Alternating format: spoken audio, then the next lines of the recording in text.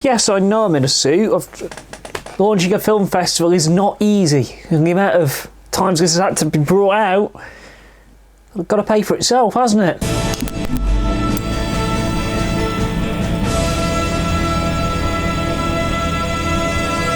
All jokes aside about the suit, we've had film festivals, summer holidays, heat waves, lionesses bringing football home, and so much more over the last 2 months in a properly, I would say, outstanding summer of cinema, even if the box office says otherwise. But as you're about to see, as the kids are now back firmly in education until October half term, the slate is looking darker, more broodier, as we start to see the first of the horror films make their way into cinemas ahead of Halloween. So let's not waste any more time. Welcome to TheJackSmit.com's Front Row, your one-stop shop. Your little preview window into the future that gives you a rough idea as to what's about to open over the next 4 weeks in cinemas around the UK and Ireland. This month's Front Row is particularly special as for the very first time we welcome podcast listeners to the show, because you can now listen to Front Row on Apple Podcasts, Spotify and all good and evil podcast providers. Now, we know there have been some release dates we got a bit wrong in the first 2 front rows. We are working to the UK Cinema Association slate at time of filming, so if films do move, we can't do anything about it. Let's get cracking with an knacking. Why is a private investigator looking into a traffic fatality? What can you tell me about? Do you drink? Heavily, it's a point of pride. Should you and I discuss this over a drink? Tuesdays I dry out. Today's Wednesday. Today is Tuesday. Action! Kicking things off on September 5th is Ethan Coen's brand new film Honey Don't. Now this is a dark comedy about a girl called Honey O'Donoghue, a small town private investigator who delves into a series of strange deaths tied to a mysterious church. This is the second part of a little trilogy that's being born, with Drive Away Dolls in 2021 acting as the first part of this thematic trilogy. Now this could be either really fantastic, or it could bomb. It's Ethan Coen on his own, but you've got 2 incredibly likeable leads who by all accounts have become really close off the back of making this film. You have Margaret Qualley and every geek's favourite geek, Aubrey Plaza. So, dare I say, maybe some LGBTQ plus themes would be right at home at Cinewire. Dark comedy is finding a bit more of a place in cinema these days. You've just got to look at Banshees of Inisherin a couple of years back, the Martin McDonagh film. Films like this find their audience. It's probably going to be very limited release on September 5th because, well, it's an Ethan Coen film. It screams View Manchester Printworks all over it rather than View Preston. But I would imagine, depending on how it plays in the States, it might go wider the week after. You never know with the cinema industry these days what's going to land and what's not going to land. I tell you something that is probably going to land really well for cinema guys, but not here at TheJackSmit.com. It's Conjuring Last Rites. 8 people live in this house. 8 people have experienced this. 8 people are not crazy. Yep, they've made another one, but allegedly this is the final one. Paranormal investigators Ed and Lorraine Warren take on one last terrifying case, once again involving mysterious entities they must confront. Now, I've delved a little bit into the horror realm, judging the Cinewire Film Festival of late, and making a good horror film is easier said than done. And talking to my fellow judge Michael Farrell about this, who's written a couple of horror films himself in the short film world, there's a lot you have to get right, and Patrick Wilson is a leading man. He is a sell for this genre, and I don't know much about it because, of course, we don't really go in for horror at TheJackSmit.com on a first take or a rough cut. But I imagine this film's going to find its audience relatively easily. It's opening in time for Halloween, so it'll be completing its cinema run around Halloween time, so the perfect possible digital release once it completes its 4-week block in cinemas around the world. We're probably not going to be reviewing it here at TheJackSmit.com for obvious reasons, but The Conjuring as a series has got proven star power. It's a franchise that everybody knows. It's a franchise that has had some pretty good box office success and critical reception over the years.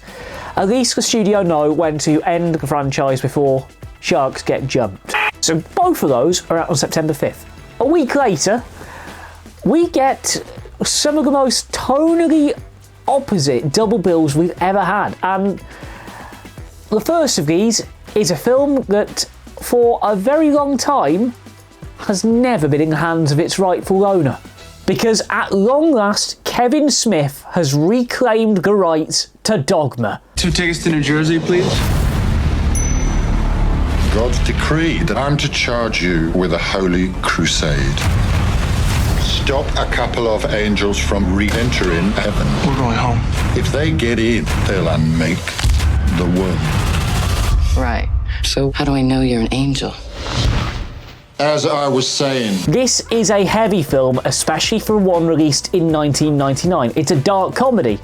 An abortion clinic worker with a special heritage is called upon to save the existence of humanity from being negated by 2 renegade angels trying to exploit a loophole and re-enter heaven. Kevin Smith's films are known for TheJackSmit crazy plots like this. So to see this film finally get the cinema release that it's deserved, away from the handcuffs of one Harvey Weinstein.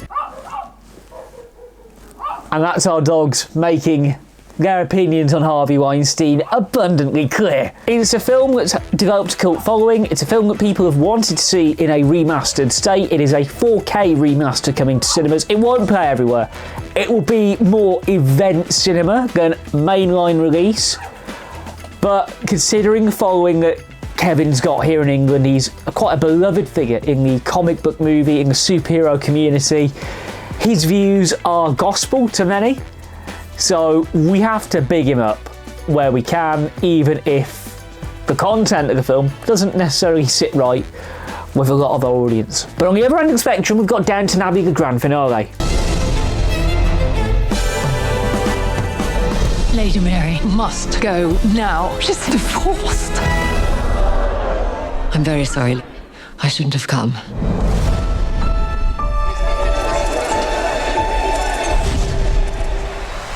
This really is the night that shook the world. When Mary finds herself in a public scandal and the family faces financial trouble, the Crawleys grapple with the threat of social disgrace.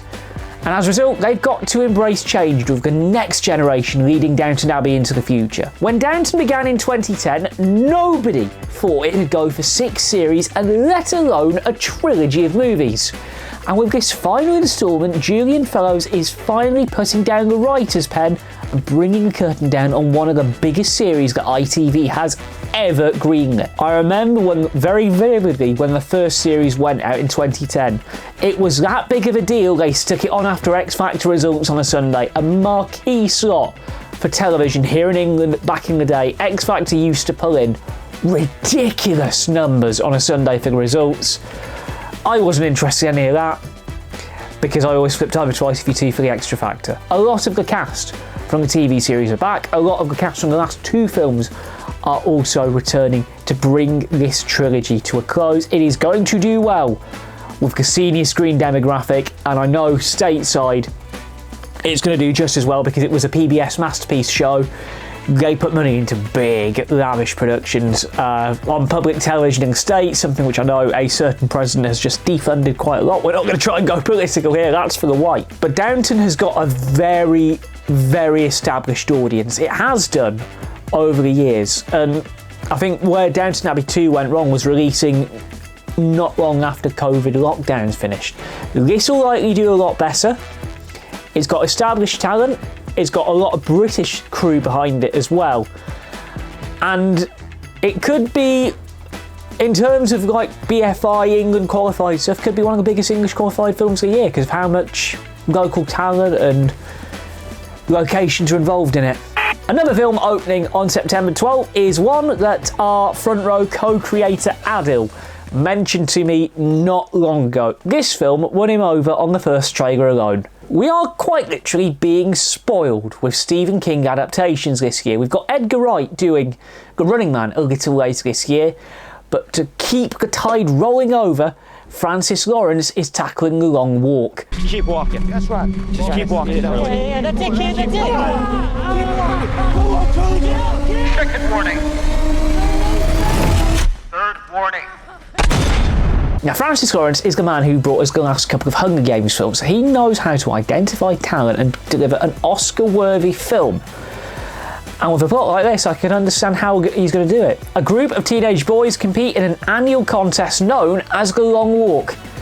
They've got to maintain a certain walking speed, or else they're going to get shot. Obviously based on the Stephen King book of the same name, Francis Lawrence is directing, as Stephen himself is heavily involved in the production of this. And when Stephen is involved in a film's production, you know he is very passionate about how he sees his work portrayed.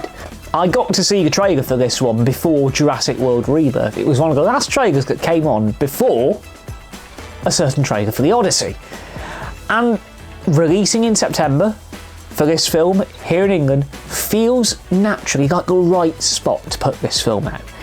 Stephen King films are a very tough sell to audiences because Stephen King books are very well regarded, they're very well thought out, they're very well polished. So I'm interested to see what Francis does with this film. The trailers have been good. Can it stick the landing in a full feature? Only time is going to tell.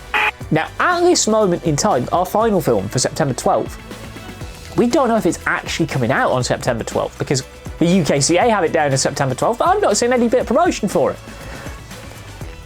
But let's just say, for this one, you're probably going to have to turn this up to 11. Why? The numbers all go to 11.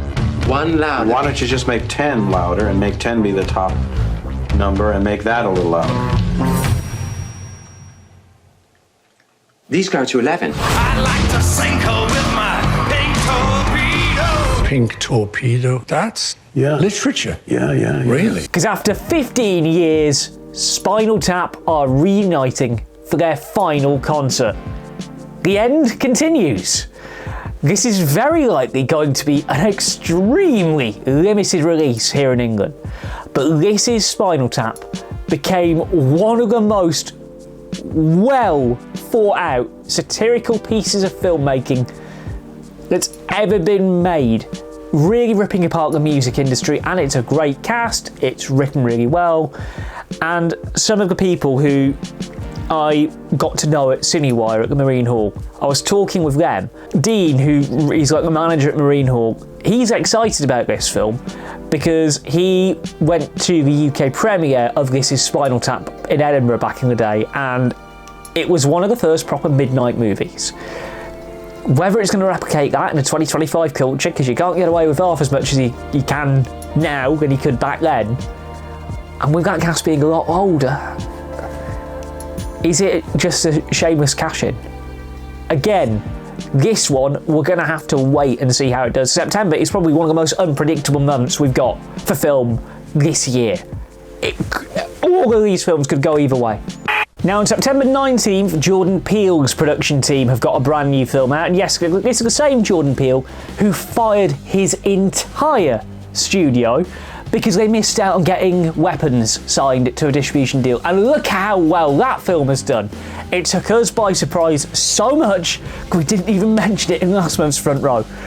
But Peele's team have put money into a film called Him, a movie about a promising young football player, not an English football player, an American gridiron player, joining an isolating compound to train under a dynasty team's ageing quarterback. And this one asks a bit of a curious question. What if American football, but psychological horror? What is this? Set hard! Equal loves, enemies, set hard! Set hard! In this game, violence is rewarded, so learn to enjoy it. Now, with my Sail Sharks head on, because we begin our new season this month, I'm assured that the Elite Performance Centre at Carrington doesn't go to these lengths to create the next QB1, or in our case, the next TC7. What a tackle that is! So important from Curry. Yeah, that man is a test match animal for very good reason. You just have to look at him, how good he was on the Lions tour. And believe me, the films are coming in thick and fast, because the next week later, which is also, for you rugby lot, the start of a brand new Gallagher Prem season. You've got brand new rugby, and you've got brand new Paul Thomas Anderson. And this is a long boy. You have to understand, Will. Me and Mom used to run around and do some real bad. They got hurt. Now they're coming after us. In one battle after another, when their evil enemy resurfaces after 16 years, a group of ex-revolutionaries reunite to rescue one of their own's daughter. It's a heavyweight cast that includes Leonardo DiCaprio and Sean Penn. Paul Thomas Anderson has, of course, been working with the Haim sisters on music videos for the last couple of years. He also did Licorice Pizza a few years back. So this is his first film for a little while. This is probably going to, again, be a very limited art housey sort of release, so not every cinema will get this film. Goes without saying, on these movies, please double check for your local cinema before It goes without saying on films like this, please double check with your local cinema to see if they're going to be showing it. Because not every cinema can get every film. It depends on where you are in England, how many other cinemas there are, and a variety of other factors, including how well similar films of this ilk have done previously. If all else fails, befriend your local cinema manager and beg them to screen the film. It's Paul Thomas Anderson, a filmmaker who's done no wrong, likely going to be one of the big Oscar contenders come that time of year. Again, whether it's going to do well with UK audiences, only time can tell. And to round out the main body of content this month is Strangers Chapter 2.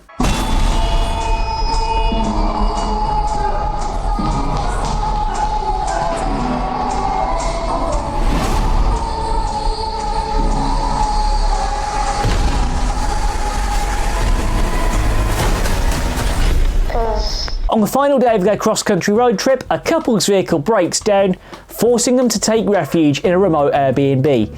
And as night falls, 3 masked strangers terrorise them until dawn. It goes without saying, this is a full-blown slasher horror, so do not expect to be seeing this on TheJackSmit.com anytime soon beyond Front Row. Now, the Strangers franchise has got a bit of a torrid history with TheJackSmit.com and our wider production team. I remember when The Strangers Prey at Night, which is the prequel, came out a few years back, and we dubbed it Strangers Prey. You can tell from there. I don't know where this one's going to go. Again, it's another horror film opening in time for Halloween. It's going to have a bit more of a successful October, and they're just opening nice and early to get the screens.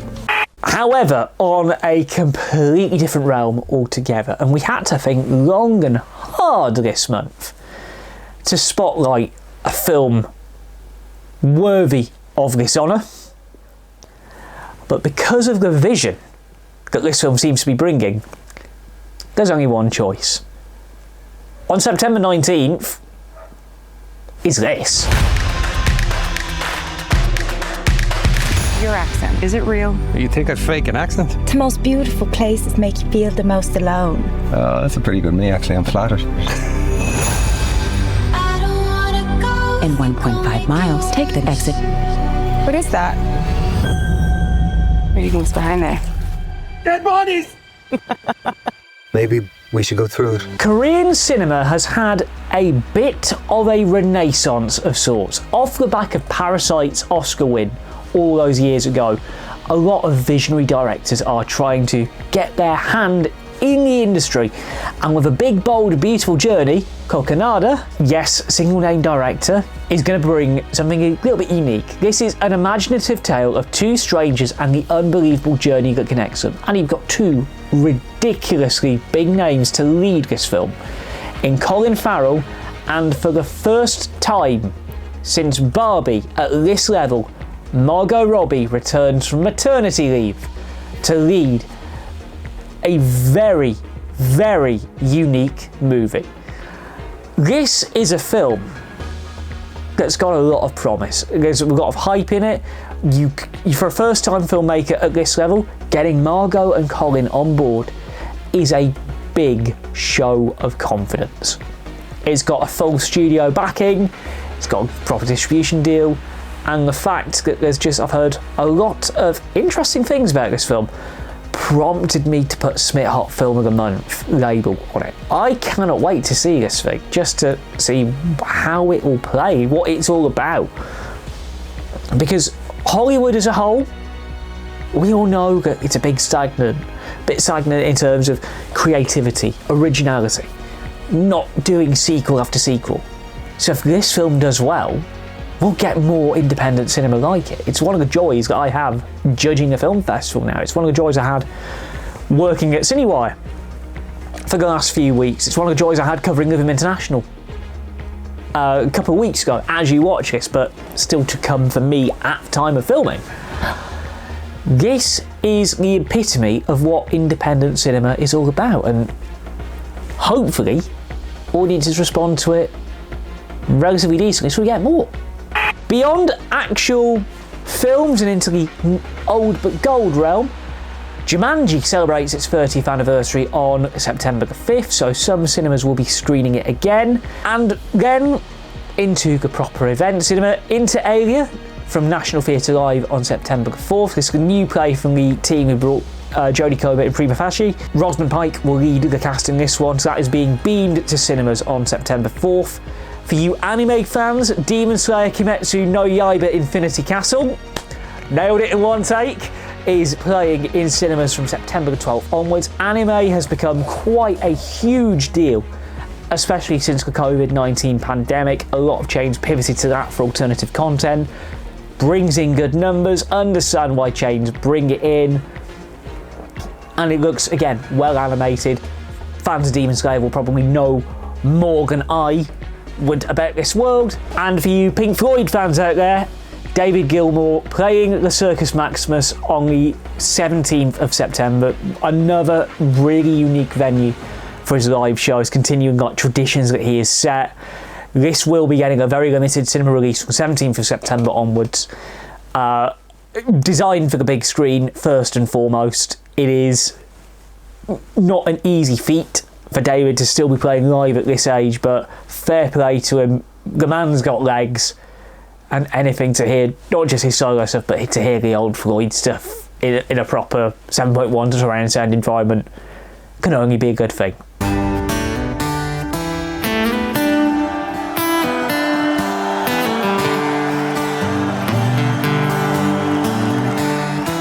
Now, in a rare non-film plug, before we wrap up on Front Row for this month, a few days before this episode goes out, the weekend of the Living International Film Festival, for those of you following, a very big event in my other realm began here in England. And if you've not been watching the BBC over the last couple of weeks and enjoying the Women's Rugby World Cup, what are you doing? So from all of us here at TheJackSmit.com, at Cinewire, at Living International, I just want to say good luck to the Red Roses, and especially good luck to 3 Sale Sharks who I know really well. Amy, Moz, Holly, bring it home, girls.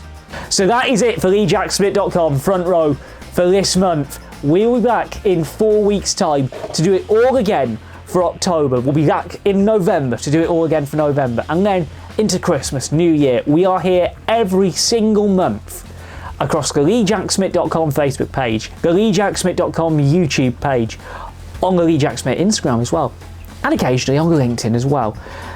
I've been Jack from TheJackSmit.com, and for now, that is your lot.